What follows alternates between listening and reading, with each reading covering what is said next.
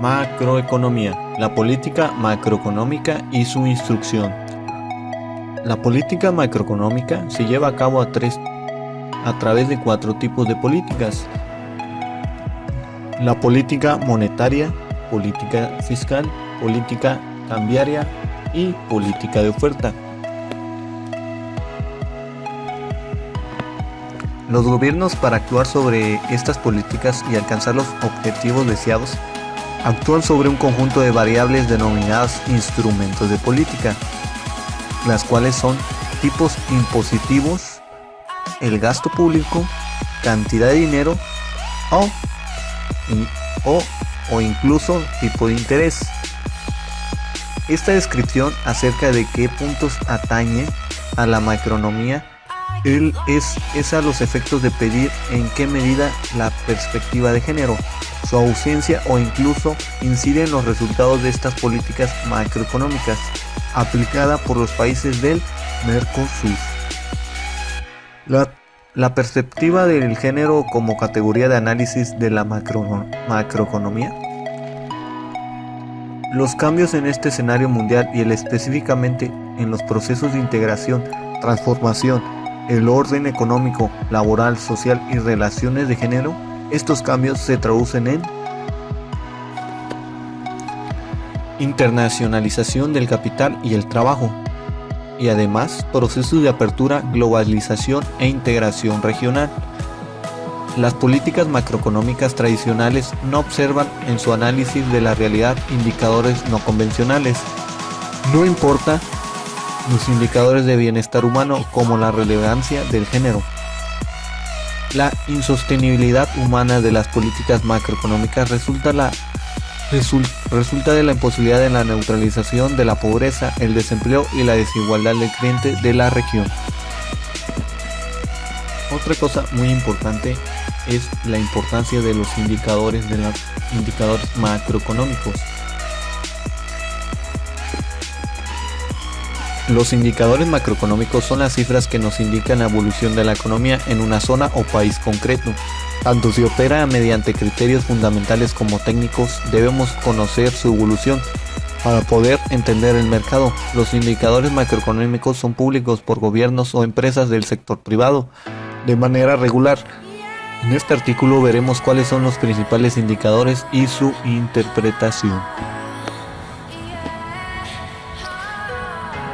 Tenemos que tener muy claro si los queremos utilizar para obtener información macroeconómica o para hacer trading, que son inversiones a gran escala. Si los queremos utilizar para analizar situaciones globales de la economía, tenemos que conocer su importancia y lo que nos está diciendo. Más adelante veremos los principales indicadores macroeconómicos y su interpretación.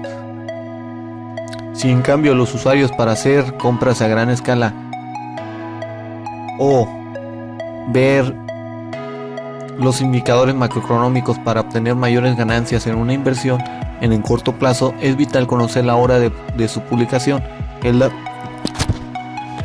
dato esperado y publicado, ya que se producen grandes volatilidades en los precios. Al no conocer los datos, es mejor no operar en el momento de su publicación, ya que se convierte en una lotería. Si a las 10:30 se publica un dato de empleo en el Reino Unido y se espera que sea 8.7, mejor operar a las 10:20, ya que se publica un dato positivo mayor de 8.7, posiblemente se dispara el precio hacia arriba, y si el cambio es negativo se producirá el efecto contrario. Lo que tenemos también de muy importancia son los indicadores macroeconómicos, los cuales son anuncio de tipos de interés, Producto Interior Bruto, que es el PIB, indicadores de empleo, balanza de pagos, índice manufacturero, y además el IPC. Por ejemplo, anuncios de tipos de interés, ya mencionado, es el dato por excelencia.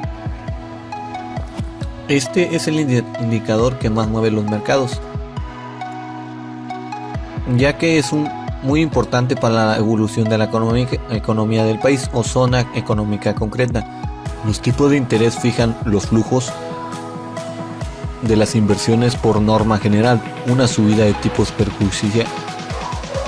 perjudica a la bolsa y una bajada de lanza las cotizaciones de alza.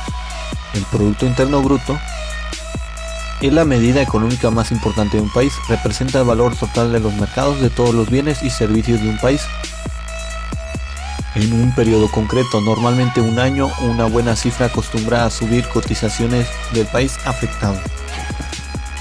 Los indicadores de empleo refleja una buena salud en la economía. Para saber si una economía está sana es necesario saber si se está creando o destruyendo empleo. También es necesario conocer si las personas solicitan prestaciones por desempleo y qué porcentaje de mano de obra está activo. También tenemos lo que es balance de pagos. La balanza de pagos es la proporción entre la cantidad de pagos recibidos del exterior y la cantidad de pagos hechos al exterior. ¿Cómo se interpreta? Si los datos recibidos son superiores a los gastos enviados, el balance es positivo. De esta manera se produce un superávit y el mercado se lo toma favorable. Índice manufacturero. El índice manufacturero, también resumido ISM, está basada en una encuesta a 400 gestores de compra de actividad manufacturera en Estados Unidos y de la actividad manufacturera sobre el empleo, nuevos pedidos, producción, precios que pagan las fábricas, etc. Es un dato que aporta mucha información por encima del 50% y se considera la expansión y por debajo de contracción. Una publicación superior a la prevista suele hacer subir la bolsa y el dólar o el peso del país especialmente. Por último, pero no menos importante, es el IPC, el índice de precios de consumo. Es el indicador más importante para analizar la inflación. Nos indica si los precios suben o bajan en un periodo de tiempo concreto. El IPC está altamente relacionado con los tipos de interés. Un IPC, el índice de precios de consumo, al alza de manera constante provoca una subida de tipos y viceversa. Aparte de los mencionados, arriba existen muchos más, pero estos son los más importantes. Indicadores macroeconómicos. Ya por último, pero no menos importante, vamos a hablar de un indicador macroeconómico que es el Producto Interno Bruto, ya mencionado anteriormente como uno de los indicadores macroeconómicos.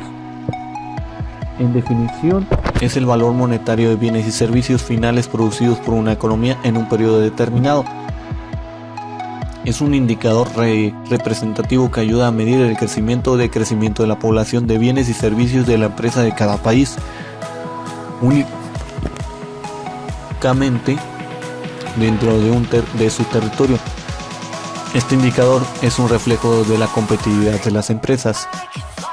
A esto nos lleva una pregunta: ¿por qué es importante que crezca el Producto Interno Bruto? Indica la competitividad de la empresa.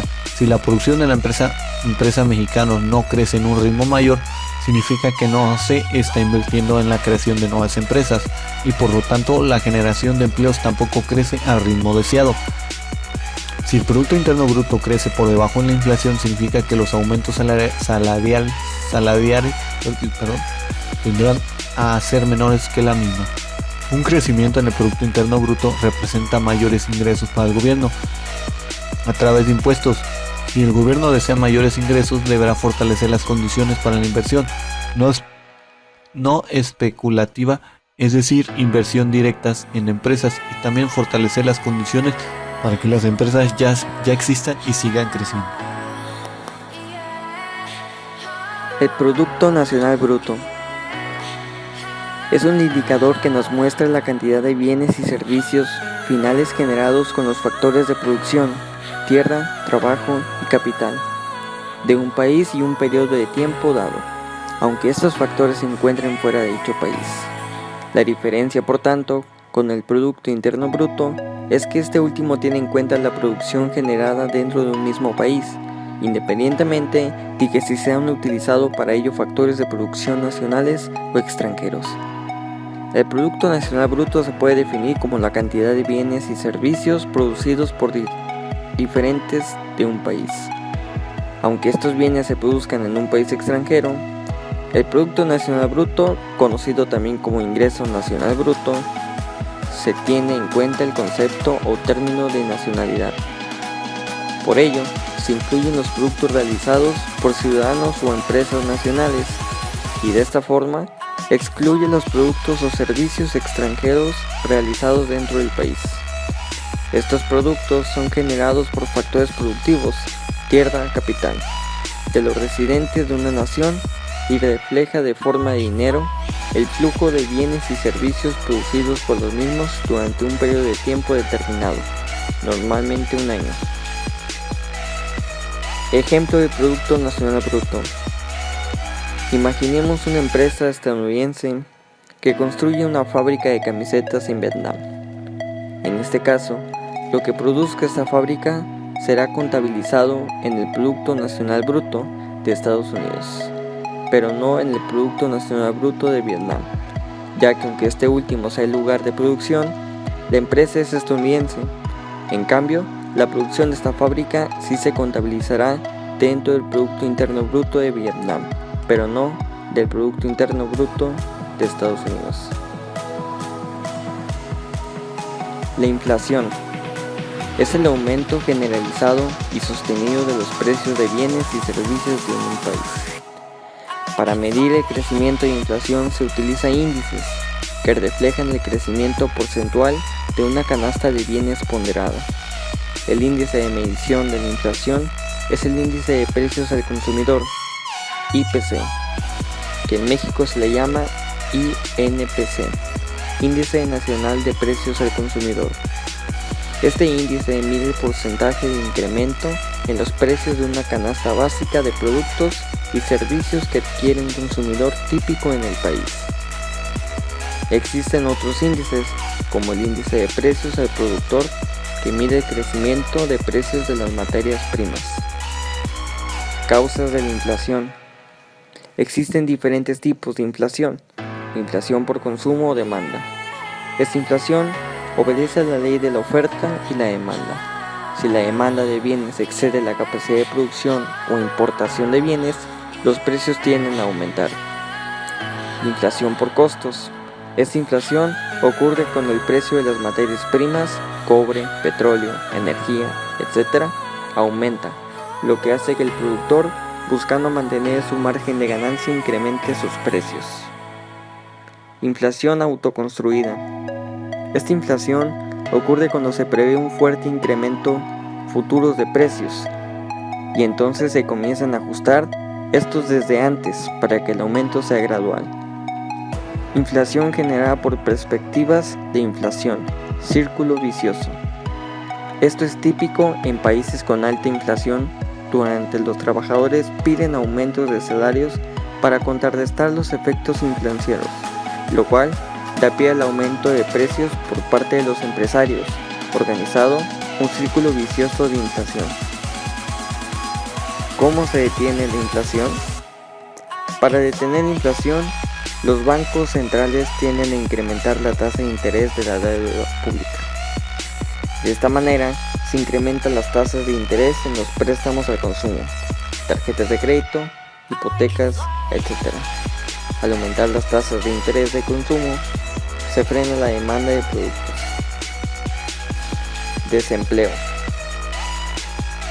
Se trata de un desajuste en el mercado laboral, donde la oferta de trabajo por parte de los trabajadores es superior a la demanda de trabajo por parte de las empresas. Cuando existen más personas dispuestas a ofrecer su trabajo a las empresas por puestos de trabajo disponibles, se produce una situación de desempleo. Cuando existe gente que no tiene empleo, se conoce como desempleo o paro. Para calcular la tasa de desempleo de un lugar, se toman aquellas cuentas personas que estando en edad de trabajar entre 16 y 65 años y buscando activamente no encuentran un empleo, es decir, lo que se le conoce como población activa. Teniendo en cuenta estos puntos de desempleo, existen varios tipos de desempleo. Podemos diferenciar diferentes tipos de desempleo que vienen a explicar también las causas. Desempleo estacional. Es el dirigido o originado por cambios de la demanda de trabajo por parte de las empresas debido a la estación del año. a la temporalidad, a otros factores estacionales, como ocurre por ejemplo en el sector turístico en España, que en temporada alta, verano, Semana Santa y Navidades absorbe nuevos trabajadores y una vez la actividad del negocio vuelve a su ritmo habitual, van de nuevo al paro.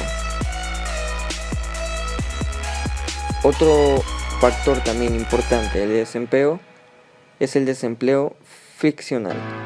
Es voluntario, personas que pudieron trabajar deciden tomarse un tiempo para formarse, descansar, buscar el empleo que mejor se ajusta a sus calificaciones, cualificaciones y gustos. Es independiente al propio funcionamiento del mercado de trabajo. Desempleo. Desempleo estructural. Se debe a desajustes entre la cualificación o la localización de la fuerza de trabajo y la cualificación requerida por el empleador.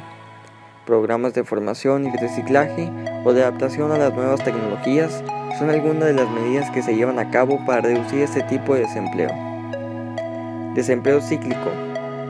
Tiene lugar cuando los trabajadores y en general los restantes factores productivos quedan ociosos debido al momento del ciclo en que se está atravesando, en el que la actividad económica no es suficiente para emplear los factores productivos. Desempleo encubierto. Ocurre cuando existen personas que tienen un puesto de trabajo, pero su capacidad productiva está siendo mal empleada. La balanza de pagos es un documento contable en el que se registran operaciones comerciales, de servicios y de movimientos de capitales de un país con el exterior. La balanza de pagos es un indicador macroeconómico que proporciona información sobre la situación económica del país de una manera general, es decir, permite conocer todos los ingresos que recibe un país procedentes del resto del mundo y los pagos que realiza tal país al resto del mundo, debido a las importaciones y exportaciones de bienes, servicios, capital o transferencias en un periodo de tiempo. Dentro de la balanza de pagos existen 4 cuentas principales. Balanza por cuenta corriente. Esta balanza es la más importante, ya que es la más que se utiliza para conocer el estado económico de un país. Aquí se incluyen las importaciones y exportaciones de bienes y servicios, además de la renta y transferencias. A su vez, su subíndice en 4 subcuentas: balanza comercial, balanza de servicios, balanza de renta y balanza de transferencias. Balanza de cuenta capital. Se registran el movimiento de capitales, por ejemplo, las ayudas que llegan del extranjero a la compra y venta de bienes que no son financieros. Balanza de cuenta financiera. Se recogen los préstamos que pide un país al extranjero, las inversiones o depósitos que los países extranjeros efectúan a un país, cuenta de errores y omisiones. Esta cuenta se incluye dada la dificultad de calcular con extrema precisión el total de exportaciones e importaciones de un país. Cada una de estas balanzas da un saldo independiente que puede ser positivo o negativo. Superávit. En el caso de que el saldo de un tipo de balanza sea positivo, estaremos hablando de que la balanza está en superávit. Déficit. En el caso de que sea negativo, sin embargo, no se busque el equilibrio de cada una de estas balanzas por sí solas, sino el equilibrio global de la balanza de pagos. Por consiguiente, la balanza de pagos siempre estará en equilibrio. El déficit público ocurre cuando un Estado gasta más de lo que ingresa en un periodo de tiempo, normalmente un año. Como consecuencia de este gasto extra tiene que incurrir en deudas. Lo contrario al déficit público es el superávit público. El déficit público se origina cuando un Estado no es capaz de recaudar suficiente dinero para afrontar sus gastos. Normalmente se representa en porcentaje del PIB del Estado, para que sea más fácil su comprobación con otros estados. El resultado del presupuesto público se obtiene sumando todos los ingresos de un estado, por ejemplo, impuestos y beneficios de las empresas públicas, y se le restan los gastos, por ejemplo, subvenciones, salarios públicos y obras públicas. El déficit público es el déficit fiscal que engloba a todas las administraciones públicas de un estado. Déficit público, déficit social y déficit presupuestario. La demanda agregada es el total de bienes y servicios demandados por un país o un determinado nivel de precios en un determinado periodo de tiempo. La demanda agregada que se puede contabilizar mide exactamente lo mismo que el PIB, por lo que muchas veces se utiliza como sinónimos. ¿Cómo calcular la demanda agregada? Para calcular la demanda agregada se puede utilizar los mismos métodos que para calcular el PIB. No obstante, la demanda agregada se asocia con el gasto, por lo que se calcula por el método del producto, es decir, desde el punto de vista de los que se ha gastado la sociedad. Dentro de este cálculo se tiene en cuenta el gasto de las familias, personas particulares, lo que se ha gastado en inversiones, el gasto de las administraciones públicas y por último las exportaciones netas, que es la diferencia entre las importaciones y las exportaciones. Por otro lado, la demanda interna es el gasto de bienes y servicios públicos y privados e inversiones que hacen los residentes de un país durante un determinado periodo de tiempo. Por lo tanto, la demanda agregada es demanda interna más exportaciones netas.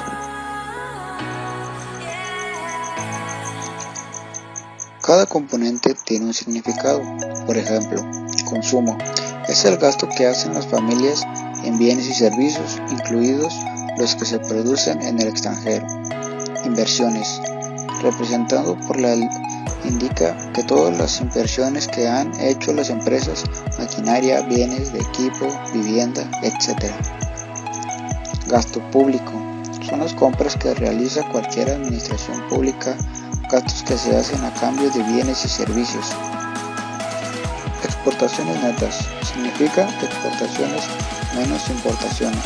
Exportaciones son los productos producidos en un país y comprados por los residentes de otros.